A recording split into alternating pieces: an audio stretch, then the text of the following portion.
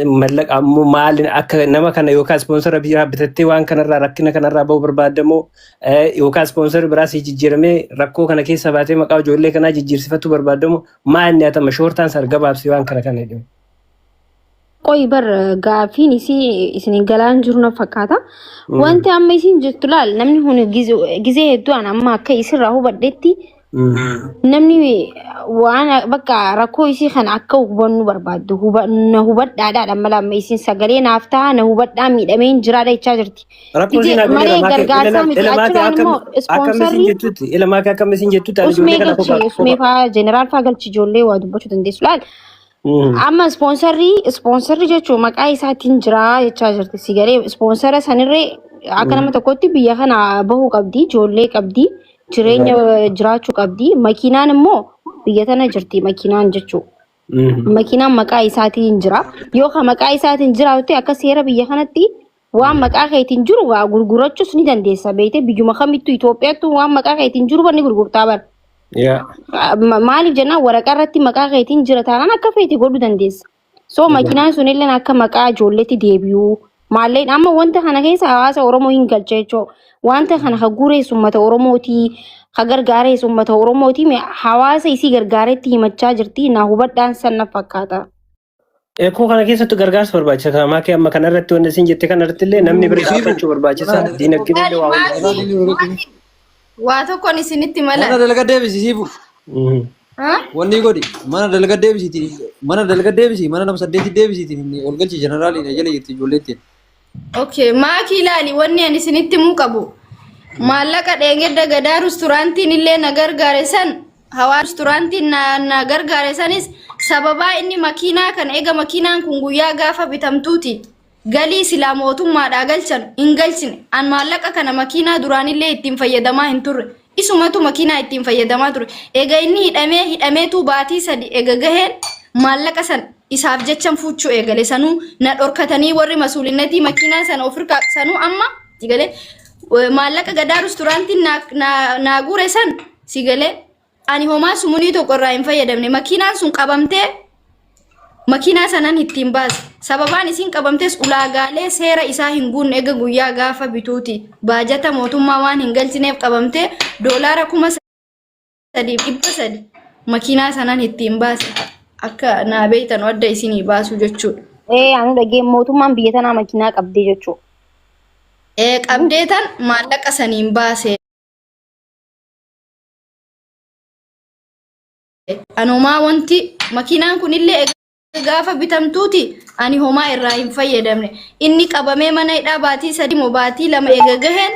maallaqa san gaafa rakkadhee waan ani ittiin deddeebi'u gaafa dhabu kennaafi jedhe mana hidhaa keessallee taa'ee kanan an asii isaa akkanatti sagalee ta'u kanan asii isaaf ilmaan isaati akkana boo hidhaa keessa taa'ee makiinaa sana gurguraati maallaqa lafa naa kaa'aa jechaa ture sigale waan kana hunda ammoo amma eega inni mana hidhaatii baheen dhage akkasuma ammoo ammas dhiibbaa gochaa jira naa ergaa makiinaa gurguraati gaafa inni jedhu an qoosaa si'aa jira dhumarratti amma ammoo bultii biraa jaarratee jireenya biraa eegalee jechuudha. Kana waan nagootan nagodhaana naa hubadhaa hanga onaa kophaa kiyya akka ijoollee kana guddisaa jiru ammas ammoo haalaan keessa jiru ilmaan kun keessa dhaabatuun kiraa manaa kafaltee jiraatuun hin ulfaata dhiisan makaisi. Yaa saniifuu yoo dandeettan jarana waan biraatii miti amma as jala jirta warri Kanaadaa isiin faayilii gurbaa kanaa irraa baasanii ispoonsaruma Kanaadaa san qajeelchanii fi akka biyya kanaa baatu yoo godhanitu furmaanni isii furmaata waaraati. Ammallee birrii $200 $100 namni Oromoo walii guuree jaran waggaa idmee guutuu nama horachuu hin danda'u. Ilma namaati guyyaa guyyaadhaan nyaatee dhugaa uffata jijjiirachuu barbaada. Kiraa manaattu jira soo kanaafuu yoo ka danda'amu taate doobbi galchiin doobbiin gabbuuteerti doobbi ol galchiin yoo ka danda'amu taate waan kana ajandaa itti godhaa Oromoo furmaata waan namni haala nama isin hin jedhu kanaan waan atama jette kana irratti ala jeneraal waan atama jette kana irratti namni Kanaadaa keessa yookaan nama beektanii yookaan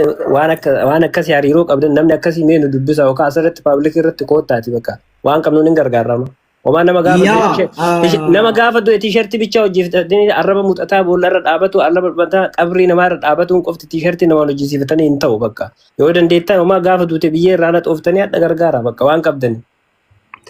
Kasaniifuu amma wanna san namni furmaata itti godhuu danda'u jalqaba irratti warra gaafa durii ispoonsara san galcheef ispoonsara sanallee sadarkaa inni irra jiru itti himanii ispoonsara san sababni gaaf durii godhaniif siifuuf yaadanii yookaan guru abbaa warraa isiitiif yaadanii osoo hin taane sababa ilmaan isii kanaaf yaadanii ammallee namni ilmaan kana harkaa qabu isiidha biyya baqaa keessa waliin rakkataa jirti kanaafuu Oromoo micayyoo tana bira dhaabadha yeroo hunda asirra baatee akka isin boottu kana isin cubbifti wallahi ani fi kiyyaa hin beeka argitanii akka isin itti jiraattu biyya kanatti nuyi warri argitanii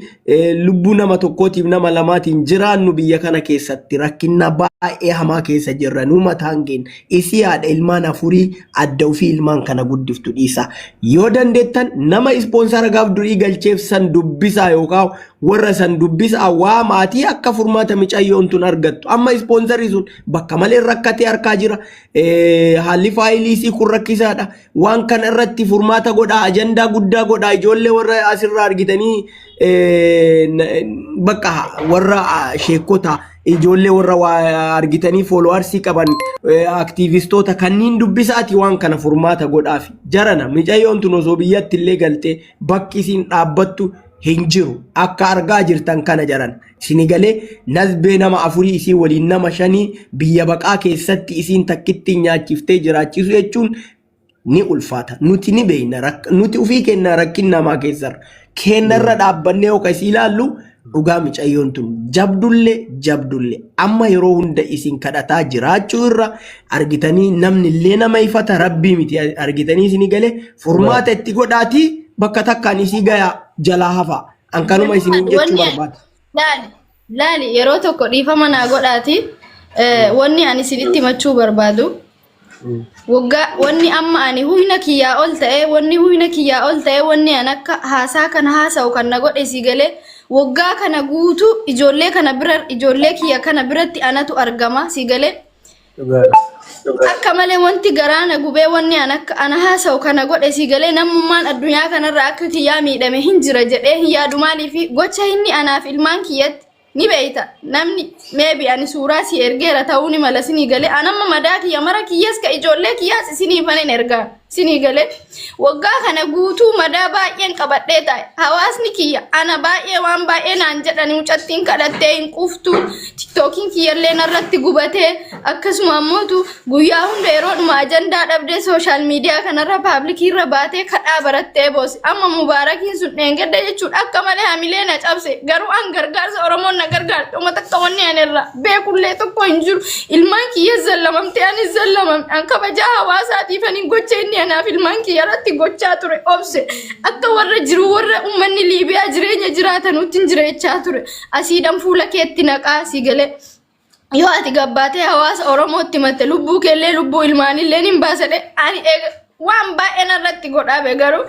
har'a ani akka waan nama maallaqa hawaasni oromoo ittiin na gargaare ilmaan kiyya guddifadhe ittiin nyaadhe ani ittiin illee hin yaalamne yaalli ani yuenniitu na yaalte dhugaa rabbii dubbachuuf ganzaba hawaasni oromoo na gargaare haga onaa koomantiin waggaa meeqa guutuu arraffamaa beesan anis ilmaan kiyyas wanni takka ni beeytanii warri biyya kana keessa jirtan sinii galee waan an obsaa isiniin jechaa ture warra waanaan jedhanu takku girishii takka qarshii shan abbaan ijoollee kiyya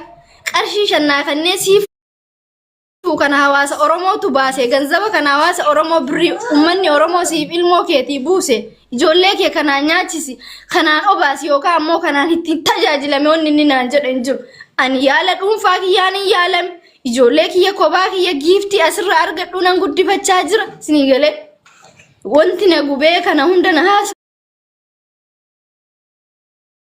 sanin ittiin gargaaramee ittiin nyaadhee dhugee ilmaan kiyya asiin gahadhese omaa ani wanni irraa beeku hin jiru bakka sagalee naa ta'ana. Okay, bakka mi'a namni kun waan dubbatan usmee fa'a eenyu doobbiin fa'allee dubbadhaati yaada keessa mi'a hunda. Kana hubanneerra sii hubanna siif waan ati jetti kana hubanne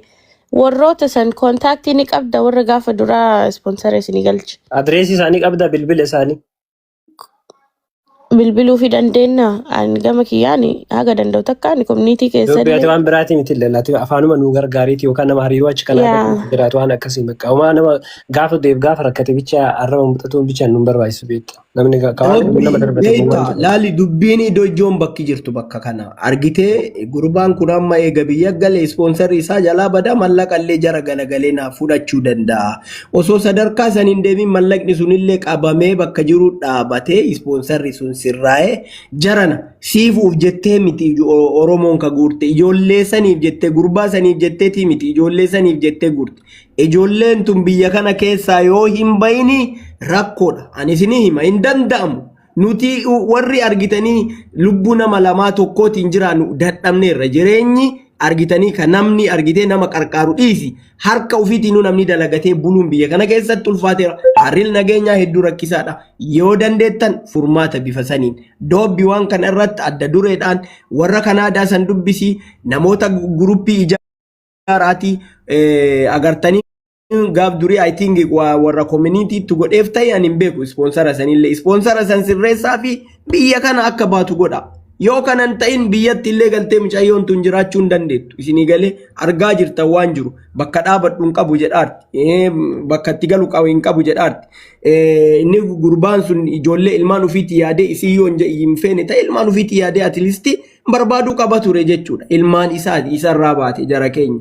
Isinii galee maqama isaatiin yaamamti. Maqaa abbaa biraa wayiitiin yaamamtu. Kana waan ta'eef furmaata akkasitti godhaati. Namni yaa general information san yoo qabaatte siifu ergiitii namni Kanaadaa keessa jiru nama hedduudha. Karaa communitytiinis ta'e karaa birootiinis ta'e warri gaafa duraa si galchee suni argamuun dirqama because isaantu information hundaa harkaa qaba. Information san yoo beette yoo jara san beette ani gama kiyyaani anytime ready dha dubbisee waliin haaseellee community birootittis nama birootittis namni achi keessaa jabaa biroollee yoo jiraate akka waan kanarra dalaganii isa san maqaa irra baasuu yoo danda'ame maqaa isaa irra baasanii si akka qajeelu godhamullee hin danda'ama jechuudha. Kana ati siifu ati bakka amboyiniiti emotional taateet adreesii yoo dandeette imeelii isaa waa hunda doobbiidha dabarsii kenniifi asirratti mul'isin asirraa mitaa ta'u. Assalaamu alaikum warahmatullahi wabarakatuhu. Salaam warahmatullahi wabarakatuh. Akkam jirtan nagaa jirtan hundi keessanu. Wallahi siifu Lala kuni qaama ijoollee kiyyaati sini galee imma kiyya amma qofa haasawaytanii naanneessina kun no ana wallahi laazimaan ilmaan kiyya soggaa dheeraadhaan sinni